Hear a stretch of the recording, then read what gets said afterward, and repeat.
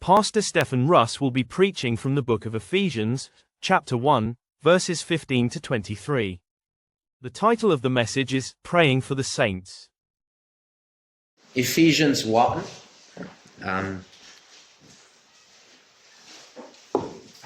Next week, we will go back to our Sermon on the Mount. I've been taking a break from the 1 Timothy and also the Sermon on the Mount for quite a while. But my heart's leaning back now.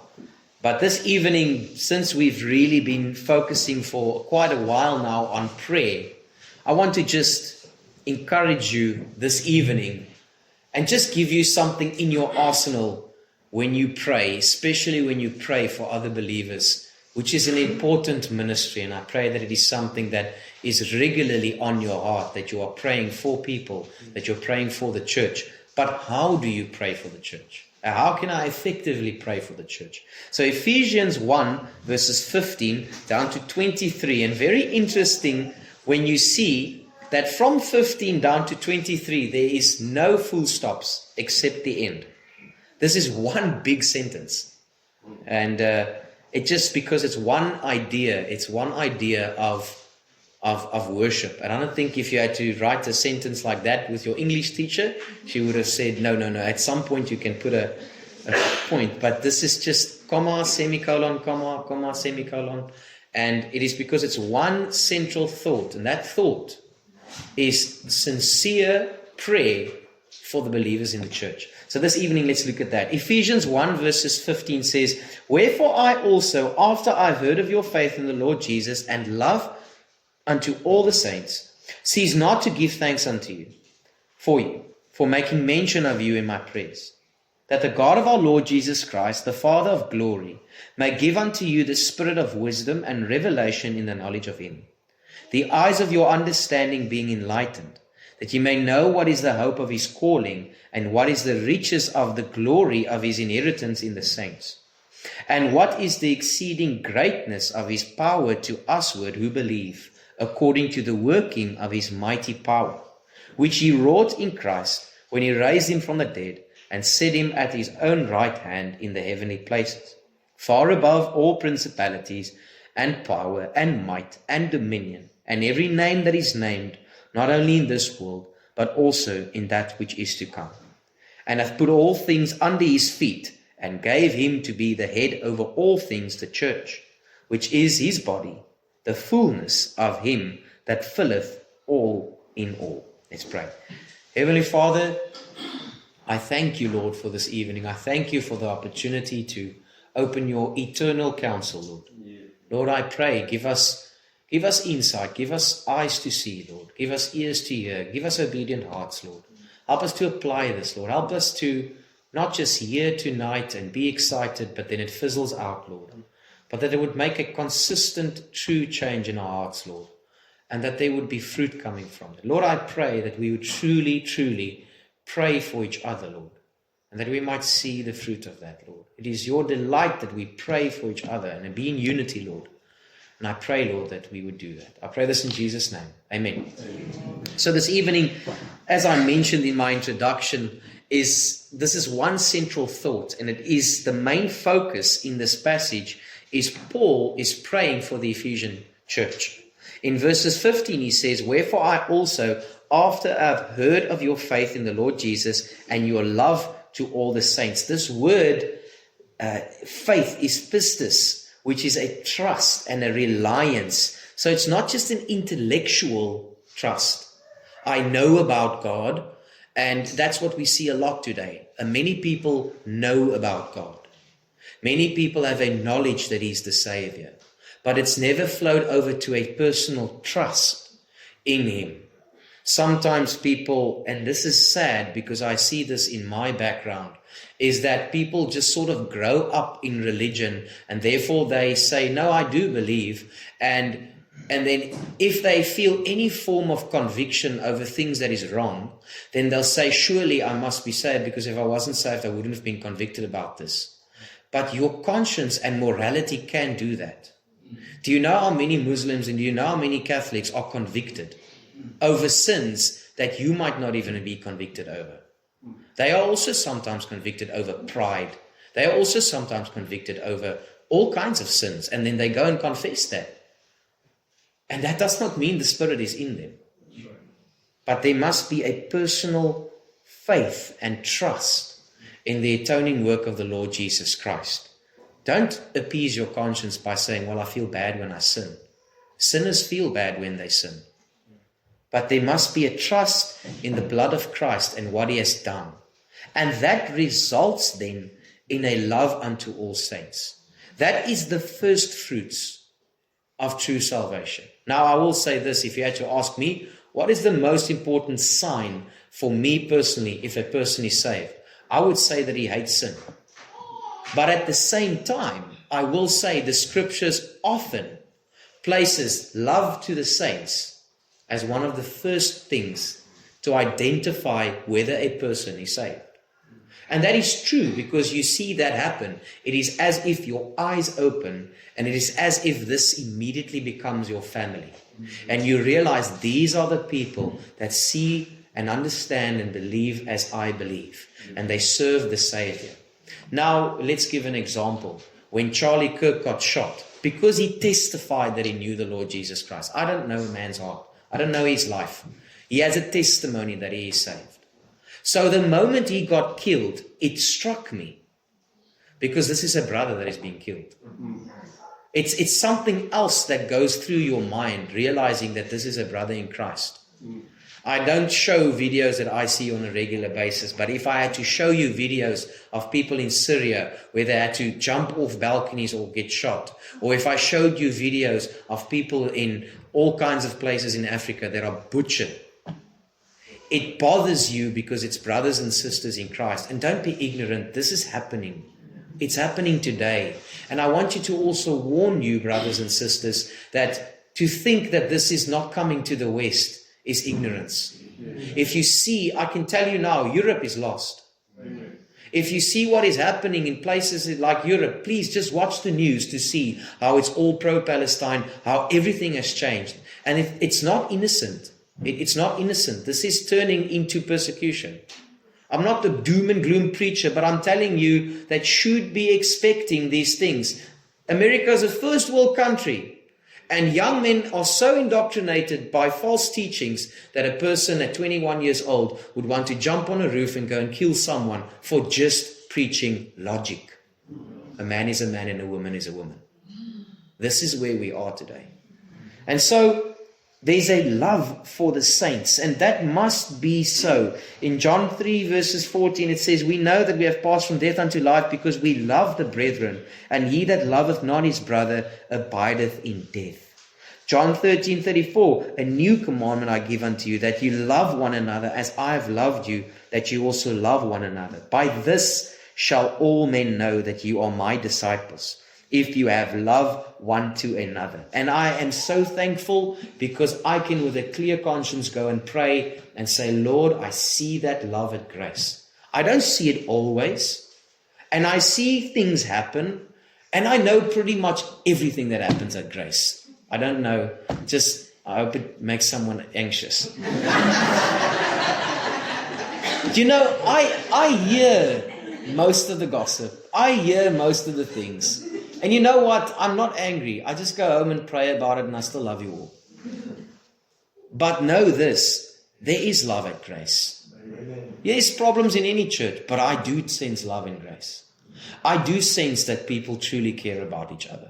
I do sense that there is a love for each other. It is incredible and I love that and I'm thankful for that. But it must be that way. It's not because we are some special church. If we claim to be saved, there must be love amongst us. Otherwise, how can men know whether we are his disciples? It's the worst thing to imagine if a person comes into this room and he becomes a new member, that someone has to pull him aside and tell him about how terrible the church is. Where is the love for the disciples? And so we see that Paul saw a true change. And he is so thankful that it leads him to pray. Therefore, he says, cease not to give thanks for you, making mention of you in my prayers. This word cease not is an unceasing gratitude, not literally every second, but regularly and continually. Paul is blending thanksgiving with intercession. And so he's thanking God and he's also interceding for them. And so as I see the faces in the room, I thank God and then I intercede. Lord, thank you for his soul and thank you for saving him. And please, Lord, work in his heart. And also I know his brother or his sister is unsaved. And Lord, please work in their hearts and save them. And he intercedes for them. If there's needs that I know of, Lord, I cannot meet this need, but please, Lord, help this person, change this person, change this person's circumstances, or give him grace to accept his circumstances. That the God of our Lord Jesus Christ, the Father of glory, may give unto you the spirit of wisdom and revelation in the knowledge of him. And now we really get to the bones of what he's praying for. And our example must be Scripture. It cannot be what we hear and what we see, because there is so much falseness in the church today. You know, a man might stand up and pray for 20 minutes and it might sound incredible, but it might be absolutely empty. Because if I look at the prayers that Paul prays, I wonder how many prayers have I heard men and women stand up and pray this for people. Is that they might give unto you, that God might give unto them the spirit of wisdom and revelation in the knowledge of him. This spirit of wisdom is Sophia, the ability to apply God's truth to life. And that's true wisdom. I don't pray, Lord, please make people at Grace smarter, because that causes a lot of problems for me and for the people in the church. Lord, make them wiser. Lord, let them what they do understand of Scripture apply. And I pray that that would be your prayer for yourself and for others. Lord, let me what I do understand, let me apply it. Because that's true wisdom. It's not wise or wisdom if I know something that I don't apply. That's knowledge, and knowledge puffeth up. Then the Bible says revelation, apocalypsis. That's where we get the word apocalypse from. That's where we get the word revelation from, right? It is an unveiling of truth that was hidden. And so God is saying that he's praying that God would give them the ability to have wisdom and apply what they hear, and that there might be an unveiling of truth that was hidden. And this is incredible. If you see, Christ is veiled to the Jews. And if a person accepts Christ, and the person of Christ, and that he's God, it is as if the whole New Testament unlocks itself, and the Old Testament. It's incredible, because Christ is the veil. If you embrace Christ, everything in the Old and the New Testament makes sense. It's incredible to see a Jew come to faith. But the reality is there's many things in the Scriptures where you need to read and understand and have a revelation and an understanding, so that there can be an opening up of an understanding. How many of you have not learned anything since the day you got saved, and the day you got saved, you knew everything that you needed to know about Christianity? There is a continual revelation. And so God is saying that I'm praying that there would be an eye-opening, an unveiling of a truth to them. And the knowledge, epignosis, not just facts about God, but personal, relational knowledge. It says there, in the spirit of wisdom, in the revelation of the knowledge of him. This word epignosis, okay, I don't know why tonight, but I've got lots of Greek words. But epignosis is not, I know you. I might say, I know, who can I say? Oom Scott. Sorry Oom, ek moes. Ek werk daaraan. But do I personally, intimately know him? Not yet, but I like him. We're going to be friends, right? But yes, and we're going to go hunting at some point, right? Yes, praise the Lord. But what am I saying is that I can know God and of him. Brothers, many people know of God. And that brings them nowhere. But do you know? Have you a knowledge of God? Do you have an understanding of God? Are you learning to get to know God? And that is what God desires for you. He doesn't desire just for your salvation and then you go on in your merry way. By the way, that's not salvation. You didn't get saved if that was the case. Salvation in eternal life is to know Him. And it's to know Him more. Do you know more of Him now than you knew about Him 5 years ago if you've been saved for 7 years? Have you been growing in your understanding of who He is? The Lord gives wisdom, the Bible says in Proverbs 2:6. For the Lord giveth wisdom, out of His mouth cometh knowledge and understanding. Philippians 3:10 says, that I may know Him and the power of His resurrection and the fellowship of His sufferings, being made conformable unto His death. And now, this is a dangerous prayer if you're not a Christian. Because I don't think if you have an unregenerate heart, you would want me to pray, Lord, let him know God. Because knowing God, part of it is to have fellowship with His sufferings. So who of you wants to have fellowship with His sufferings in order to know Him? Now it's not so easy anymore, right? God, Jesus said He learned obedience through the things He suffered. If Jesus learned obedience through the things that He suffered, where does that leave us? So we learn obedience through the things that blesses us? By no means. And so we get to have an intimate understanding and a knowledge of God, especially when we suffer. And we get to understand more of Him. The eyes of your understanding being enlightened, that you may know what is the hope of His calling, and what is the riches of glory of His inheritance in the saints. The eyes of your understanding, or your heart, the center, inner man and life and perception, is enlightened. Photizo, it is to shine light upon. God must turn the light on spiritually. God is saying there that you might be enlightened, that there might be light shine on Scripture and on your walk with Him. And says there, and what is the riches of His glory, of His inheritance in the saints?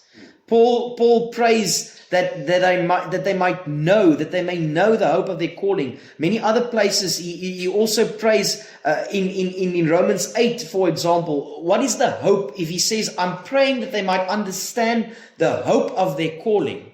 Here is the summary of the hope of your calling. Romans 8 verses 28 says, and we know that all things work together for good for those that love God, and to them that are called according to His purpose. For whom He did foreknow, He also did predestinate to be conformed to the image of His Son, that He might be the firstborn among many brethren. Moreover, whom He did predestinate, He also called, and whom He called, Him also justified, and whom He justified, them He also glorified. It is an incredible knowledge to know that God has predestined you to be conformed to the image of His Son. You must know that. That means that my salvation and what is locked into my salvation is a predestination to be conformed to His image, and it is also to be one day glorified. That's what this verse is saying. And that's the hope of your calling. Because if God did not predestine you to be conformed to His image, then you needed to be conformed to His image. Good luck. And so God does this miraculous work where He conforms you to His image, and one day He glorifies you and He presents you blameless before the Father. What a promise. What a promise. And you must understand this. Moreover, whom He predestinated, Him He also called. Whom He called, He justified. Justified meaning, just if I have never sinned, I am declared righteous, and them He also glorified. So those who He justified, He will also glorify. But also this, He will also sanctify those whom He called. You know, it's incredible to see how people can so want to cling to justification, and they cling to eternal security, but in the middle they do not care. I want justification and I want heaven. I don't want any sanctification. And it's as if God does that. No, He doesn't do that. If you have salvation and eternal in glorification, but you don't have sanctification, it's because you don't have any of them. God doesn't give you 2 out of 3 or 1 out of 3 or 3. He gives you 3 out of 3. So if you are called and saved, you will be sanctified, brothers and sisters. God will sanctify you. If you are unclean and if you are filthy, my wife will wash my kids. And if they don't want to be washed, they will get a spanking and then they will be washed. And if you are a child of God, God will wash you. He will sanctify you. So brother, if you can continue in sin all week, it's because you are a bastard. That's the only reason why. And the scripture says that. I'm not swearing. The scripture says that. And so God is saying that, or Paul is saying that I'm praying that they might know what is this. And then it says there, and what is the riches of the glory of his inheritance in the saints. Now, there's two ways you can go about this, because the one is your inheritance, which is in the saints, and that is eternal life and that is eternal glory. But the opposite is also you are God's inheritance. And so one day, to the praise and the glory of his grace, you will be presented as God's inheritance, as the bride. And it's a beautiful, beautiful gift to God. And you can say, no, how will I be presented to God as a gift? I'm so wicked and I'm so vile and I'm so unworthy. How will I be his inheritance? Good question. You would have no hope for that other side than Jesus Christ and his blood. That's the reason why you can be a gift one day, and to the glory of his grace. Then 19 says, and what is the exceeding greatness of his power to usward who believe, according to the working of his mighty power? You're going to get lost a little bit, but I'll bring you back, because there's 4 Greek words here that all work interchangeably, and it's quite incredible how this word is just dynamite together and packed together. Because the exceeding greatness of his power to usward who believe, and it's according to the working of his mighty power, right? A lot of words being used there. Listen to what the Greek words are used here. Dynamis, inherent power. Energia, operative power. Kratos, manifest strength. Ichus, ability and force. And so, dynamis, the power, it appears in the exceeding greatness of his power to usward. It means inherent power, ability, capacity. A word picture would be a potential energy of a dynamo. I'll bring it together, don't worry. Acts 1:8 is an example of this. You shall receive power, this word dynamis, after that the Holy Ghost has come upon you. Romans 1:16 says the gospel is the power, dynamis, of God unto salvation. Then the second word, energia, is the working. It says there, according to the working of his mighty power. Operative power, active energy, effectiveness. The word in picture that you get there is power in action, like electricity flowing. Where's this used? Philippians 2 verses 13. For it is God which worketh, energio, in both you to do unto will of his good pleasure. Colossians 1:29, striving according to his working, energia, which worketh in me mightily. Then mighty, kratos. It's his mighty kratos power, meaning dominion, strength displayed, ruling might. Word picture, might of a king who rules with authority. Where is it used? Ephesians 6:10, be strong in the Lord and the power, kratos, of his might. 1 Timothy 6:16, to whom be honor, power, kratos again, everlasting. Ischus, power, literally strength. It appears where it says there, his power, or his mighty power, meaning endowed with strength, force, capacity to overcome. The word picture that you get, muscular strength and raw force. Where's this mentioned? Mark 12:30. The love the Lord thy God with all thy strength, power. And it's the same in Luke 27. Let's bring it all together. Dynamis, God has the inherent power. Energia, he puts the power into operation. Kratos, that power is manifested in his ruling might. Ichus, he has the raw strength to carry it out. That's what God says in this one passage. That I have the power, I have the ability to put it in action. It is manifest through my ruling might, and I have the strength to carry it out. So what is it saying then basically? What if I read this verse again now with this understanding, let's go back to that verse. It says there, and what is the exceeding greatness of his power to us who believe according to the working of his mighty power? All that I mentioned now is at work in the believer. And you must know it. And you are poorer for not knowing it. Because the same power, that's why we will see in verses 20 to 21, which he wrought in Christ when he raised him from the dead and set him at the right hand in the heavenly places, far above principalities and power and might and dominion and every name that is named. That resurrecting power is the same power in you. Because it must be the same operation that raised your deadness to life. And so the Bible says there is that which he wrought in Christ when he raised him from the dead and to set him at the right hand in heavenly places. You, brother and sister, believer, is seated at the right hand of the Father.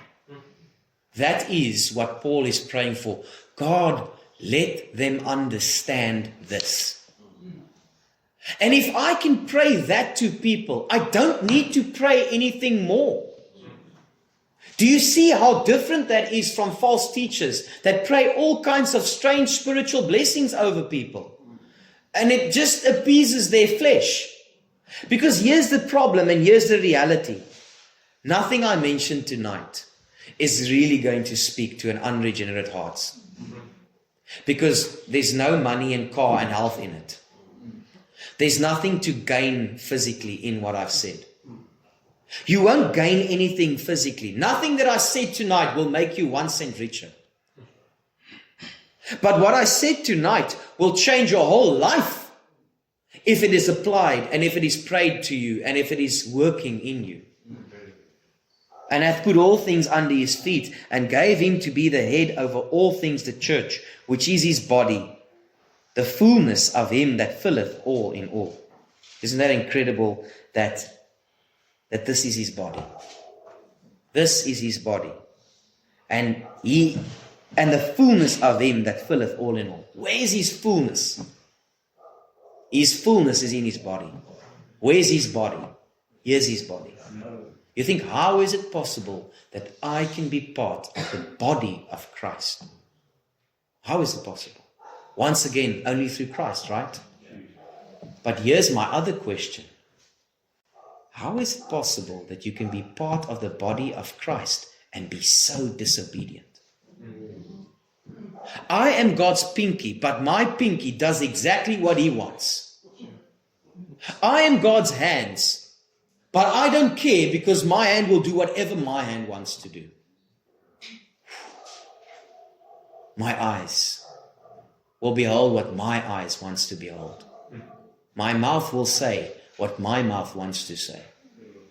But I'm part of the body and I'm engrafted into his body. Your brothers and sisters, that's a sobering thought. Amen.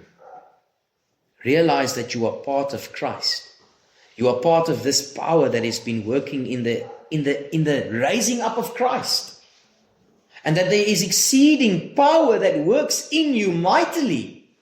But it is all because of God. Isn't that incredible? Isn't that incredible? You want to pray for someone this evening? Please pray this to them, for them. If you really want to pray for someone and it will radically change their lives, go to this prayer tonight and pray. Lord, please let Paul have understanding of the riches and the glory and his might and his power. Let him understand the hope of his calling. Daar's 2 Pauls. Ek sou gesê oom Paul as dit oom was. So ek praat met daai Paul. Maar ek bid dit vir almal. Ek bid dit vir ook. That you might know the hope of your calling. And that the exceeding riches of his glory. And the power which works in us. Pray, brothers and sisters, I pray that we will pray this for each other. And if this is our sincere prayer, why can the Lord not do mighty things at Grace Baptist Church? Why can the Lord not do a wonderful work? We've already seen him work. We've been praying, we've been seeking, we've been pleading, Lord, bring a revival. And now there's a problem. I don't know what that looks like. So I don't know if it's answered. We recently had 17 members added to the church. And I thought to myself, Lord, is that a revival? I don't know. I wouldn't know. But I don't actually care about that. I don't care if one person is added to the church or 20. As long as they are added the right way, through repentance and faith. As long as their lives truly change, as long as they can testify that their lives have changed, as long as they serve the Lord Jesus Christ, and as long as there is an internal revival in the people that are already here, so that those that think they are saved can truly come to salvation, and those that are saved can get right with God and truly start to serve Him and stop just trying to do their own thing. That's for me a revival. And I know the Lord can do that. But it's going to do it. The Lord can do it if and whenever He pleases, but also through the means which He has given us. And that is to pray for each other, effectively, scripturally, according to His word. Let's pray. Heavenly Father, we love You, Lord, and we thank You so much for this evening, Lord. Thank You for Your word. Thank You, Lord, for Your beautiful, perfect scripture, Lord. Lord, I pray that we would please, Lord, pray for each other. Let this be our prayer this week, Lord. That we'd lift up our brothers and sisters, Lord. And I pray for each and every one here, Lord, that they might know the hope of their calling, Lord. That they might know the riches of their inheritance, Lord. I pray, Lord, that they would realize the mighty power which works in them, Lord. That they might not see outwardly, Lord, but they would realize it's working inward. Lord, I pray that as the outward man perish, that they would realize that they are being renewed day by day. And Lord, I pray that we would seek You with our whole heart, Lord. I pray that we would seek You with our whole heart. Lord, help us to abandon sin. Help us, Lord, to truly seek You, Lord. Help us to put our eyes off the world, off the distractions, off the issues, Lord. And let us put it on You, Lord. You are so worthy of it, Lord. Lord, I pray this in Jesus' name. Amen. Please visit us at 10 Van Plettenberg Street, or call us on 060 970 6744. May the Lord lift up His countenance upon you and give you peace.